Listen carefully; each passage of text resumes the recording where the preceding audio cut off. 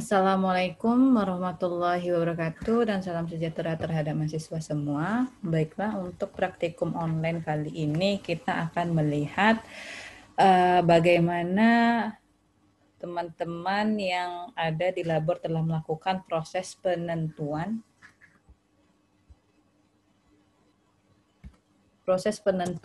oksigen terlarut dan karbon dioksida terlarut yang ada di perairan yang akan kita teliti. Nah, untuk latar belakangnya, seperti yang kita ketahui bahwa air merupakan sumber kehidupan yang sangat berguna bukan hanya bagi manusia saja, tetapi makhluk hidup lain juga sangat membutuhkan air. Nah, ketersediaan air yang ada ini bukan hanya dari segi keperluan dan kuantitasnya saja, tetapi kita perlu melihat juga terhadap kualitasnya yang ada, karena di Indonesia sendiri, walaupun merupakan negara kepulauan, air yang ada pada dasarnya telah banyak mengalami penurunan kualitas dikarenakan kurangnya kesadaran masyarakat sehingga menyebabkan terjadinya pencemaran. Nah, pencemaran di sini banyak penyebabnya ya. Salah satunya yang akan kita bahas dan kita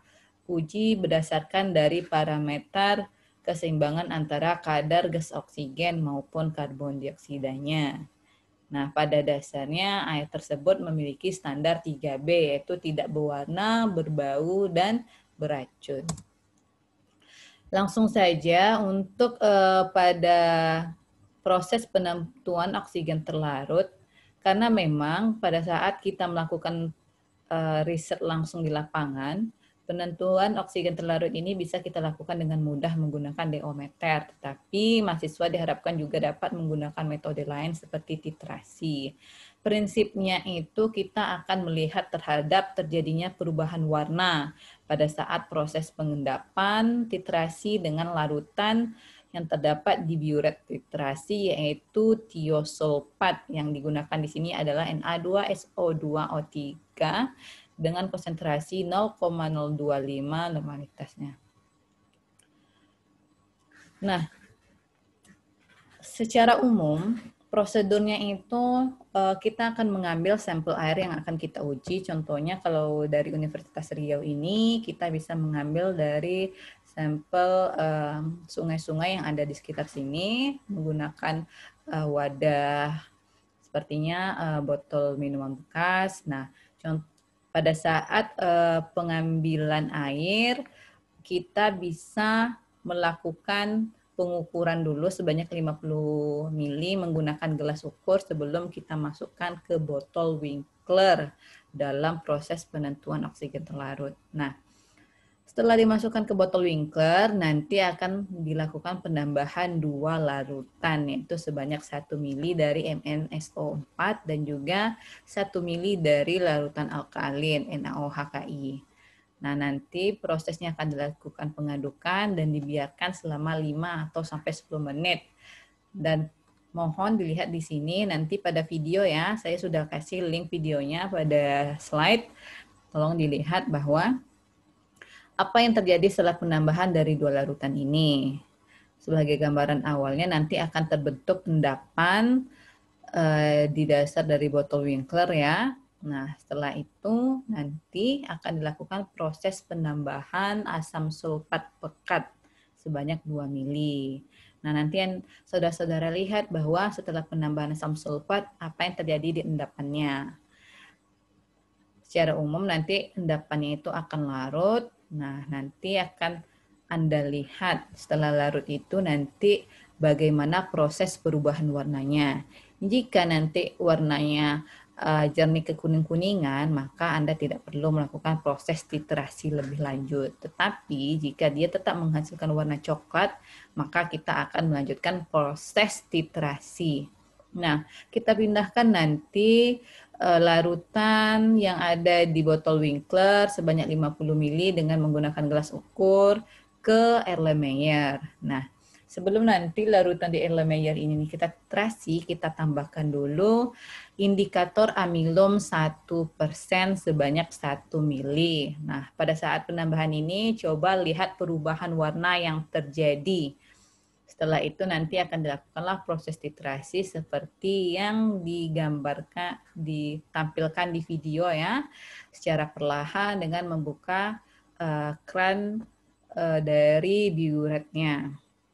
Nah, untuk rumus kandungan O2 yang terlarut, karena kita juga di sini ada memerlukan informasi terkait volume dari Na2S2O3 yang digunakan, maka pada saat praktikum dilakukan harus dilihat dahulu volume awal dengan volume akhir pada saat iterasi berlangsung. Karena selisih ini merupakan volume yang digunakan untuk menyebabkan terjadinya perubahan warna pada proses penentuan oksigen terlarut. Nah, nanti contohnya seandainya kita memerlukan sebanyak 4 mili dari Na2S2O3, berarti 4 mili dikali normalitasnya adalah 0,025 dikali 8 dikali 1000 dibagi volume sampelnya yaitu 50 mili. Nanti didapatilah hasilnya berapa ppm. Jangan lupa untuk melihat video yang saya berikan. Nah, untuk yang kedua, penentuan karbon dioksida terlarut, metode titrasi di sini juga melihat terhadap adanya perubahan indikator warna dengan menggunakan phenolphthalein konsentrasi 1%. Sedangkan larutan titrasi yang digunakan di dalam biuretnya adalah dinatrium karbonat atau Na2CO3. Di sini nggak ada ya, saya tambahin dulu bahwa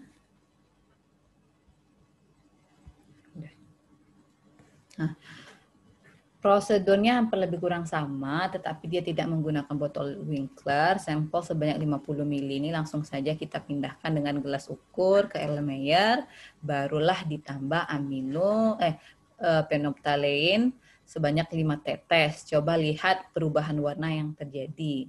Nah, ada dua nanti itu. Apakah dia akan tetap jernih ataukah berubah menjadi pink? Kalau berubah menjadi pink, maka kita tidak perlu melakukan proses titrasi. Tetapi jika dia tetap jernih, maka proses titrasi menggunakan dinatrium karbonat akan tetap kita lakukan. Silakan cek video yang telah saya cantumkan dan penggunaan rumusnya tetap sama. Perhatikan selisih dari volume larutan dinatrium karbonat yang digunakan untuk menghasilkan perubahan warna sesuai dengan prosedur yang terdapat di video. Nah, untuk gambaran sekilas terkait praktikum ini, bahwa memang ketersediaan oksigen dan karbon dioksida yang ada di perairan itu sangat membantu berbagai macam biota yang terdapat di perairan untuk dapat melakukan proses kehidupan.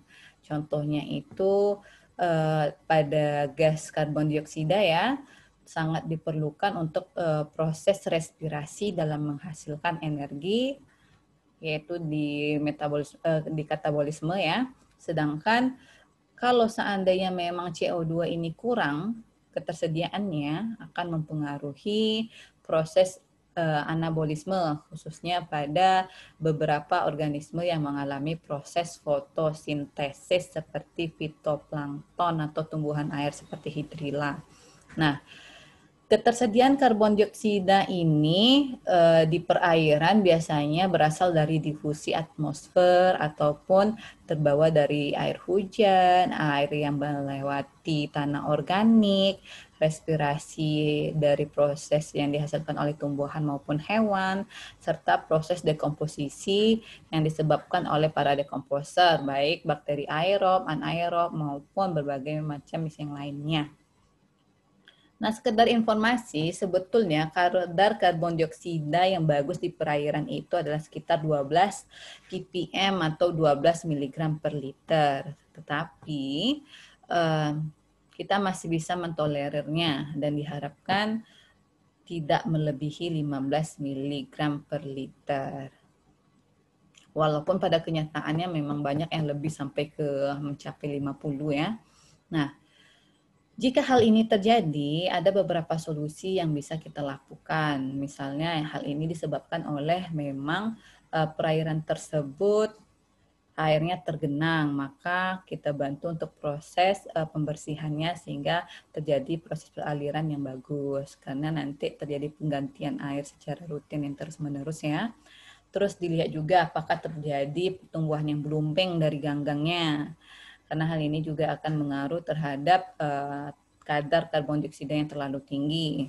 Nah, peranan dari kincir air juga dapat mengurangi kadar dari karbon dioksida dan meningkatkan kualitas perairan.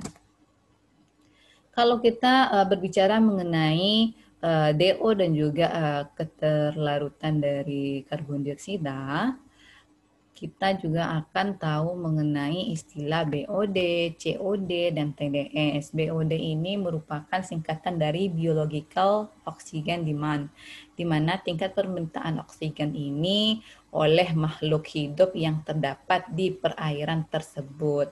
Semakin tinggi BOD-nya berarti nilai DO-nya semakin rendah dan mengarah terhadap kualitas perairan yang tercemar atau buruk. Semakin rendah BOD-nya maka kualitasnya itu semakin bagus. Hal ini juga lebih kurang selaras dengan yang COD, tetapi COD ini kebutuhannya itu diminta oleh dari segi senyawa kimia yang dipakai untuk dari proses penguraian atau proses perubahan senyawa satu menjadi senyawa yang lainnya. Sedangkan kalau TDS, total dissolved solid itu mengarah terhadap jumlah zat padat yang terlarut di dalam air. Semakin rendah TDS, maka kualitas dari suatu perairan itu semakin bagus. Kalau kita merujuk terhadap peraturan Menteri Negara Lingkungan Hidup ya pada tahun 2010, di sini bisa kita lihat bahwa kadar pH itu maksimalnya 6-9 yang ditolerir. TSS-nya lebih kurang 150 ppm, BOD-nya 50 ppm, dan COD-nya 100 ppm. Nah, untuk tugas laporan praktikum kalian ada 2. Tolong dibuat dan dikumpul di Google Classroom sebelum hari Jumat jam 5 sore. Nanti akan saya post ya tempat untuk ngetune in-nya. Nah, pertanyaan yang pertama terkait penentuan oksigen terlarut. Tentukan kandungan oksigen terlarut jika larutan titrasi yang digunakan sebanyak 5 mili NaS2O3. Yang kedua, apa yang terjadi jika pada saat penambahan asam sulfat pekat terjadi perubahan warna di dalam larutan botol Winkler itu menjadi jernih kekuningan, apa yang kalian lakukan? Dan yang ketiga, jika pada saat proses titrasi diketahui bahwa kandungan O2 terlarut itu adalah 6,2 ppm, maka apa analisis Anda terhadap kualitas perairan tersebut? Sedangkan untuk NCO2-nya hampir lebih kurang sama ya. Yang pertama, tentukan kandungan CO2 terlarut jika larutan titrasi N2CO3 yang digunakan adalah sebanyak 1,5 ml. Yang kedua, jika penambahan indikator PP-nya itu menghasilkan perubahan warna menjadi pink, apa yang akan kalian lakukan? Dan yang terakhir, bagaimana analisis Anda jika kandungan CO2 yang terlarut dari hasil yang Anda analisis adalah 48 ppm. Oke, sekianlah penjelasan saya untuk terkait praktikum online kali ini. Jangan lupa untuk menonton videonya untuk agar lebih paham dalam menjawab pertanyaan. Semoga tetap sukses dan terima kasih. Assalamualaikum warahmatullahi wabarakatuh.